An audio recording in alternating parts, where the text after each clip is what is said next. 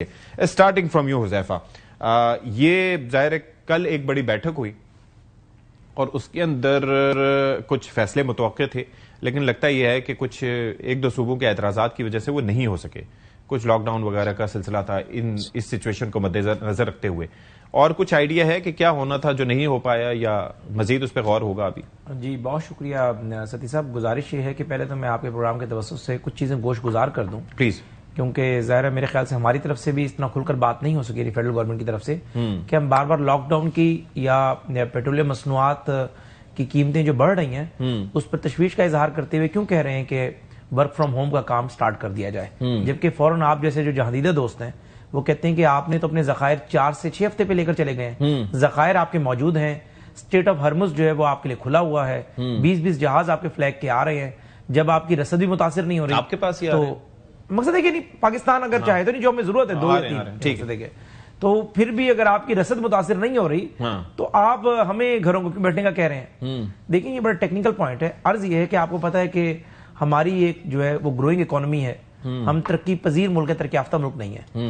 ہماری اکانومی کے اندر امپورٹ اور ایکسپورٹ بل کا فرق بڑا میٹر کرتا ہے. یعنی بات یہ کہ اگر ہم پہلے پیٹرول کے پیسے فار ایگزامپل 150 روپے پے کر رہے تھے، ٹیکس ملا کے یہاں قیمت 250 روپے تھی، اب وہی پیسے ہم پے کر رہے ہیں 300 روپے یا 350 روپے. یعنی اٹ مینس کہ آپ کا امپورٹ بل جو ہے وہ اگر 32 ارب ڈالر بن رہا تھا اگر وہ 45 ارب ڈالر پہ چلا جاتا ہے، اور آپ کا ایکسپورٹ بل جو چیزیں آپ باہر بھیج رہے ہیں وہ ہوتے 30 ارب ڈالر، تو 10-15 ارب ڈالر کا اگر ڈفرنس آ جاتا ہے تو پھر کیا ہوگا؟ تو لامحالہ آپ کی اکانومی پہ بوجھ بنے گا، آپ کے روپے کی قدر برے طریقے سے متاثر ہوگی.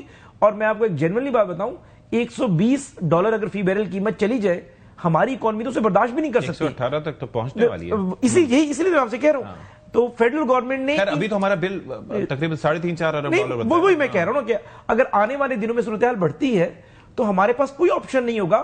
اس وجہ سے نہیں کہ ہمارے پاس ذخائر کم ہیں یا اس وجہ سے کہ ہمارے پاس رسد آ نہیں رہی، اس وجہ سے کہ اگر چیز زیادہ استعمال کرتے ہیں تو لامحالہ ہمیں ڈالر باہر بھیجنا پڑے گا. اگر ڈالر پاکستان سے باہر جاتا ہے جبکہ ہماری ایکسپورٹ کے اندر ڈالر اندر نہیں آتا اتنا، تو لامحالہ آپ کی اکانومی کولیپس کر جائے گی.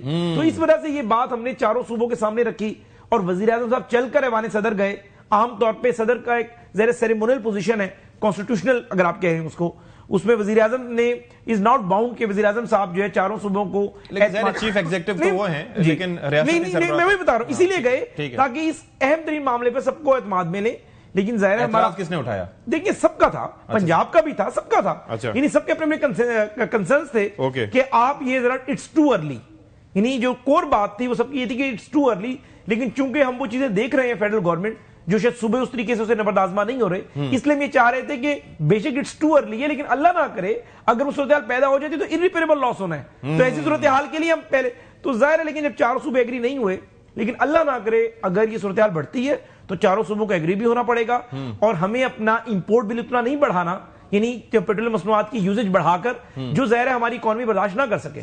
تو اس حوالے سے باقی جو چیزیں ہیں اس میں وہ آپ نے مبہم سے ایک سوال کر دیا، میں جواب دے دیتا ہوں کہ اور کون سی چیزیں جو ہے جن پہ ابھی ایگری ہونا باقی ہے.